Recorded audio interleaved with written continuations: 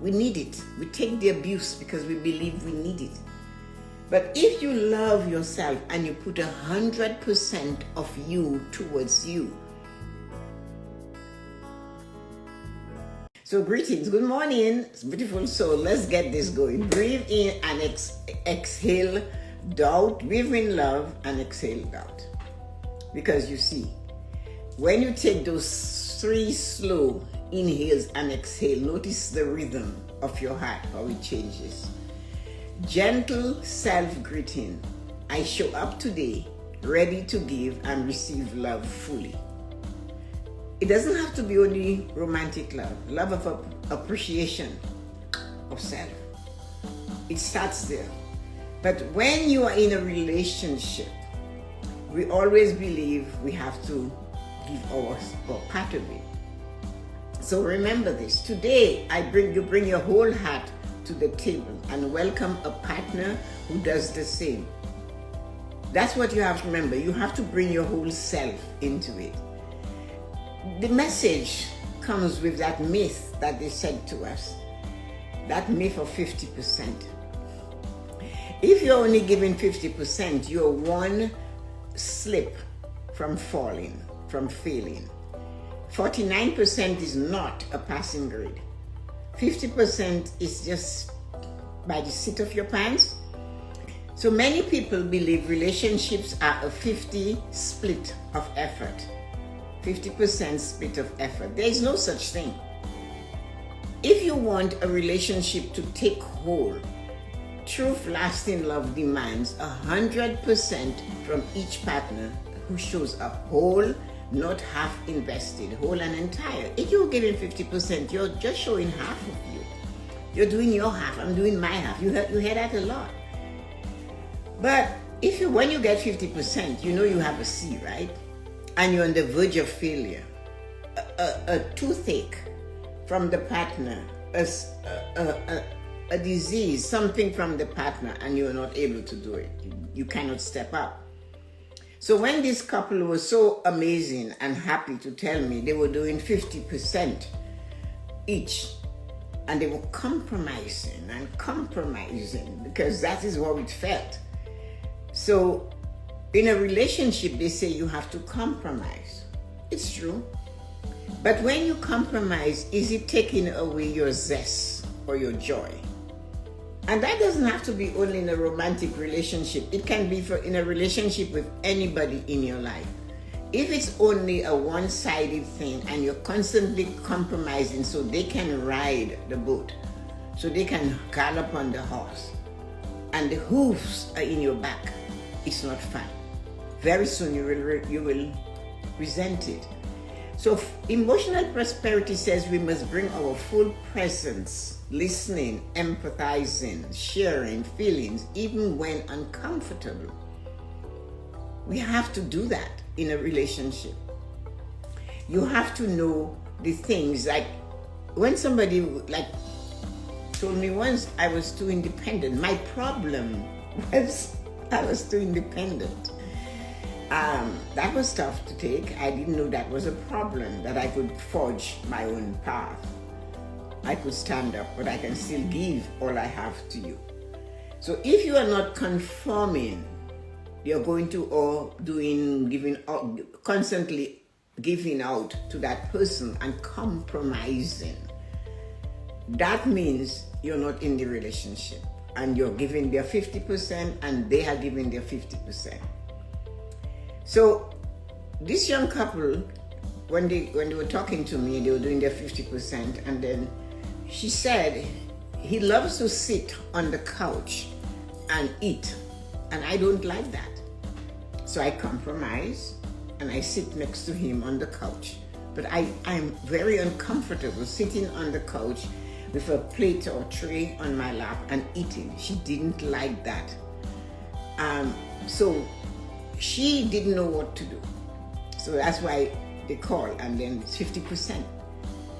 So then I said to her, what do you like to do? She said, I like to sit at the table to eat. I said, well, why don't you? Well, I need to compromise and sit next to him. Okay. So anyway, I said, you have a choice. Sometimes we are beating ourselves over the head to get somebody to do something that we desire to do. So the only thing I could say to her while he was there is this. Mahatma Gandhi said, you become the change you desire. You become the change you want.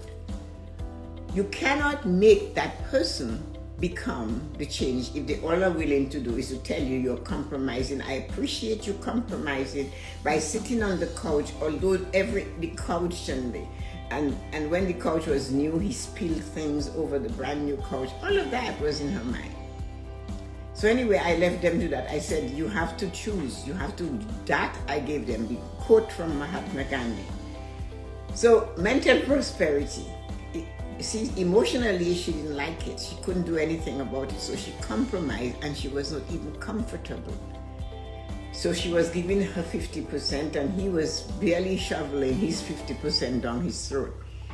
Mental prosperity, growth, mindset, continuing to learn each other, respecting differences, managing conflict with curiosity. So luckily for me, she's somebody that I've known for a while, so she was able to think that quote out. So her mental curiosity was, she said to me, I went back to look at what this man was doing. I said, he changed India from being a colony of England into a free country without blood being shed. There was no anger. Become the change you seek. So she decided what she likes, that's what she's going to do. So at dinner time, she set the table for herself. She went to the, what do you call it? She said she went to some place where they get used stuff. And she bought some artificial flowers and she put it on the table for herself, set her plate, her knife, her fork, her plate, her dinner, and her glass of wine or water, whatever she had, and she began to eat. So she started sitting there eating, and he was in the living room on the couch eating, and she was just sitting there, and she said, he got up and he said, what are you doing? She said, I'm having my meal at the table. He went back and he ate his meal there, and then the next day when she did it again, he said, aren't you setting a place for me? She said, no, yours is on the tray. You have a choice. So she decided that's how it's going to be. Then he came with his tray and his plate and he said, can I sit with you to have dinner? She said, sure. So you see, it's not always a fight that to give you your 100%. She put herself into what she wanted, 100%. She didn't fight with him taking her compromising constantly and her 50%. She put herself first. She gave herself 100%. Although I said in a romantic relationship, 50% doesn't work. What I didn't tell you, because I wanted you to think it, in a relationship with yourself, 50% is not enough either. If you cannot give yourself 100% of yourself towards yourself, how can you give 100% into a relationship? Think about that. We have to be able to give ourselves 100%. Many people, I think they get joy out of telling me, you know, you live alone. And I say, I know I live with me. Because in many cases, some of us cannot live with us. And that's why we settle into relationships, into disrespecting human being, not only in a lover, but a friend, a family member, a sibling. We need it. We take the abuse because we believe we need it. But if you love yourself and you put 100% of you towards you, you will be able to sustain yourself and you can live with yourself. People can be in a relationship and they are lonely. have you ever seen somebody eating in front of a TV? How they on a tray? How they just, and as the people are talking or what's going on, is the faster they move, the faster it goes in. So is that 100% of yourself? If you cannot give yourself 100%, how can you put 100% in a relationship? So we take our spiritual prosperity. The curiosity was mental. What can I do? Honoring a bigger us. Faith, shared values, gratitude, and practices. In that point, what it is, you prefer to have, to say grace before meal, right? You just want to acknowledge you're eating. It's Jillian I laugh at a lot, because she makes sure that's done when we all eat and she gets ready. And I remember that Joe would forget. Joe is an only child. He didn't have to do anything. And as soon as Jillian shows up at the table, he goes, and he still has that first forkful he put in his mouth. So now he wants to eat. He goes, okay, Jilly, let's get this food going. Come on, he calls her Father Priest. Come, Father Priest, let's say grace. She said, I am not going to skip grace, because he was not brought up doing grace before meal. So it's honoring a bigger us. She did it for herself. So that's why I tell you, the 5 pillars teaches us how to go through life without having so many challenges. Fear, faith, he believes, he's a believer. Shared values, gratitude, and you practice the shared values of gratitude. So these are the things that we have to do. So when we look though at the physical prosperity, the person that tells you, I give 50% to my relationship, we all are giving 50% to this relationship. The one person that says that to you, that person is also giving 50% to their physical prosperity. Caring for your body, energy, and your sensual connection to yourself, you are able to meet 100% for yourself. And I'm not when I talk about sensuality, don't look at sex. It doesn't have to be that. It's how you move within you, how you embrace chewing, how you hold that glass of wine, and how you dress, how you walk, the dignity that you're accepting the body you inhabit. That is sensual being. If you go to France and Italy and you stop at a cafe and you see how they eating a croissant is like making love to a piece of bread, because it looks so sensual. The motion is unhurried. They're appreciating eating. And that's what we have to watch. I can give 100% to my romantic relationship because I value myself to give 100% to my emotion, my mental, my spiritual, and my physical. I value myself enough to do things. Like when I told the young woman, this is what you have to do. Listen to what Mahatma Gandhi said. You become the thing you want. You do it first. You can't make somebody do it. That's why we eat and show a baby how to do that, right? And then there comes Nelson Mandela. And he said it with a different attitude. Each one, teach one. So you teach as Jillian does, she taught Joe to realize grace before meal is important for her. And he fell in line. If he gets there quickly and he's choking because she's praying, he has to stop. So with your physical body, how can you tell me that you're giving 50% of you to me when you can't give 100% to yourself? You have anything left? How you take care of your physical body is important. You cannot run yourself ragged so the rest of the world are comfortable in their skin. Any relationship with children, with husband, with lovers, with friends, with siblings, you have to feed you first. You have to be able to live with yourself, honoring your 5 pillars. So, how do you do that with financial prosperity? Having a transparent money conversation, shared goals, supporting each other's independence while planning together. If you're holding your finances so close to the chest that air doesn't let it in, it's not a good place for it to be. You are in a relationship.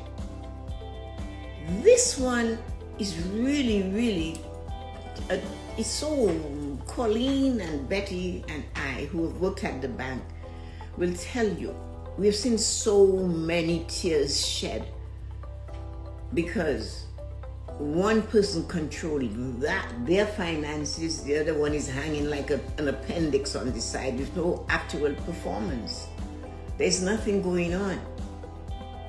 And then when that relationship, somebody dies or is incapacitated, they can't function, the financial world of that family or couple becomes a stop sign. So, the same couple, that very same couple, this is what she said to me.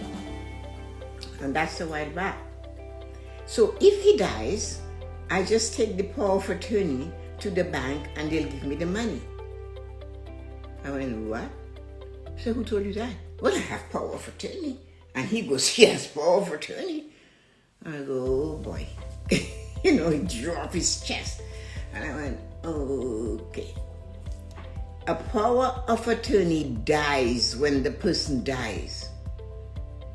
And the power of attorney that can enable you to do financial stuff is one for financial stuff and one for health. But she was under the impression that if something happens to him, yet she's working, all the money is in his name. All their possessions are in his name. And she's working. But she has no control of the finances.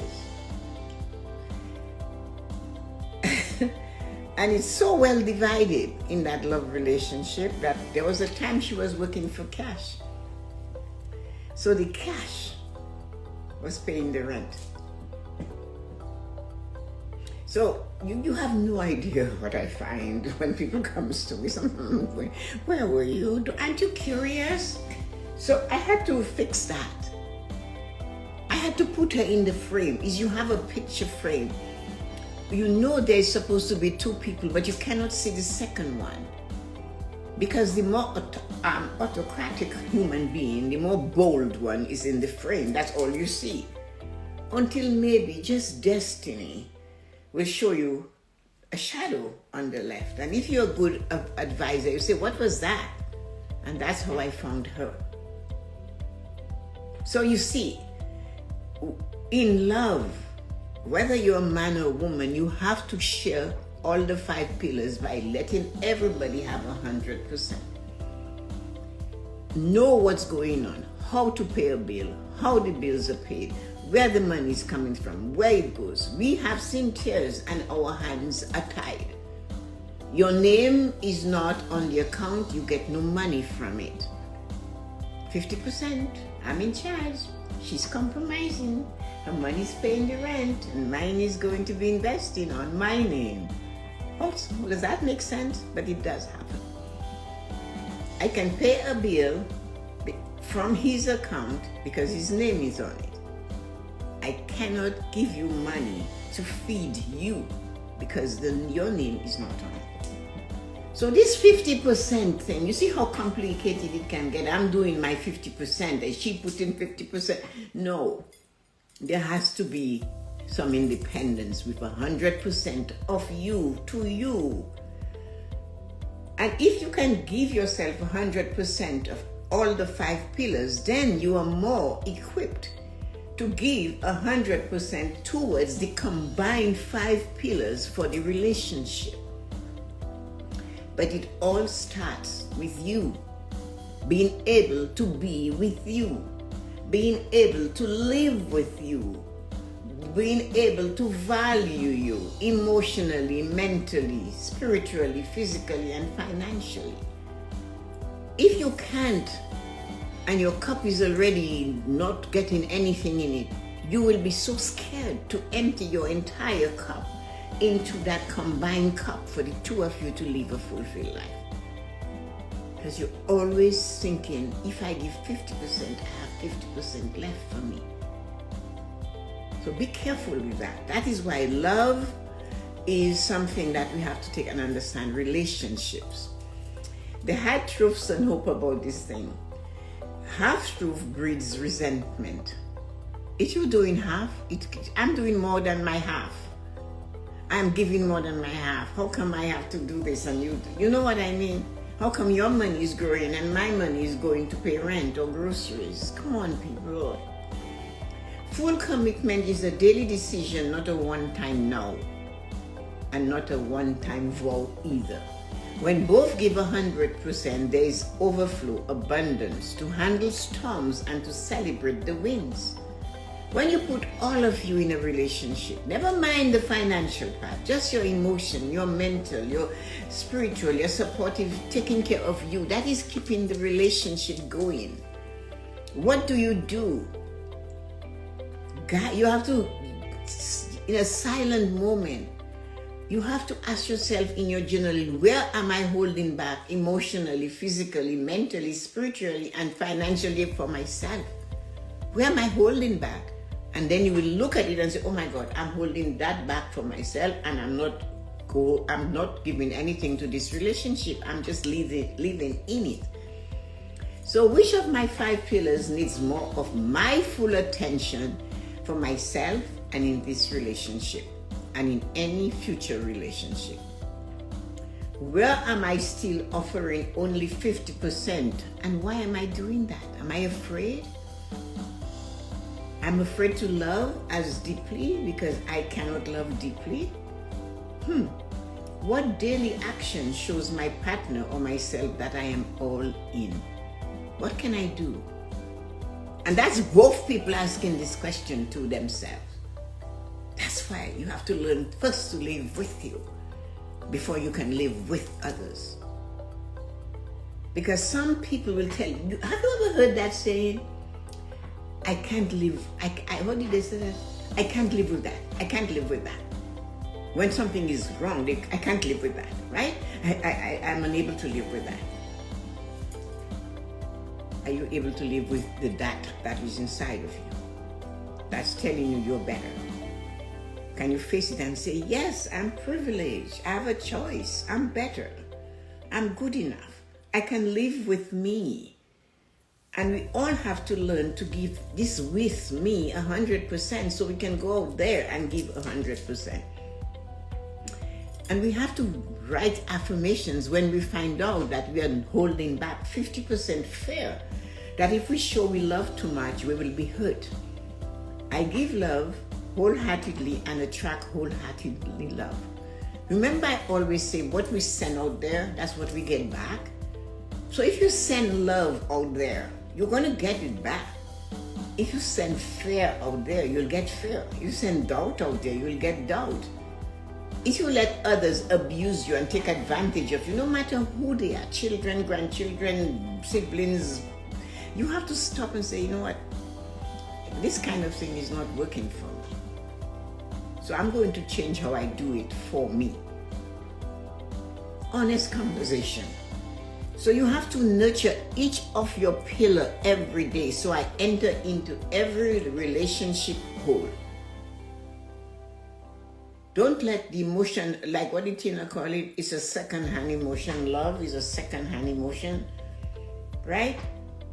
It starts there, and by it comes to you, it's coming from somebody else. Are you going to accept it like that? Are you going to accept it with insults? Because it's supposed to be love. I nurture myself. I am worthy of a partner who meets me at 100%. I'm worthy of a relationship that I can give 100%. May today turn out for you. I need to remind you that love is not a ledger. Bring your entire self, your mind, your body, spirit, heart, and resources, and call forth a partner who does the same. So call for that. You can create that need. I am like this. We are vocal about you to you. This is who I am. This is how I am. I give, I want, I desire. And I'm expecting that from the partner. And when you know, or you can see it's not going to come from that relationship, is that when you dig in deeper and give more and compromise more? When she left the couch and ate at the dining table, he came, didn't he? He showed up. And she then started praying before meals. Joe did. If you have that opportunity, in some cases these days, you do not have that opportunity to eat together as a family. But you can still respect each other. Or you can make a day to do that. So, wholehearted love births wholehearted life.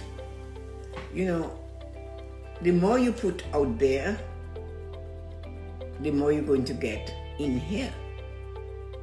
But do not take all what you have in here and throw it out there and leave that chalice empty. You should have, at the end of communion in the Catholic Church, they pour a little bit of wine in the chalice and they swish it around. You know why? They want to gather everything that's in there. They don't want the chalice to not be filled. So they make sure they take it, they clean it.